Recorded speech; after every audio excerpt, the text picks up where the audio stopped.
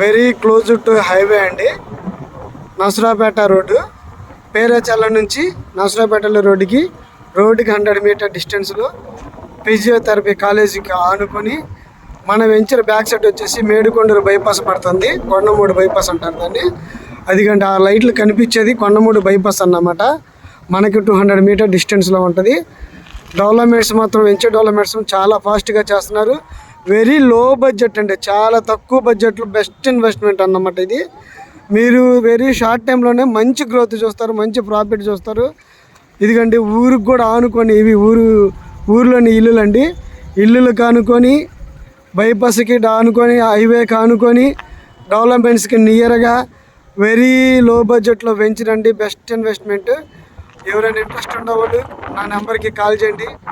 9014298010.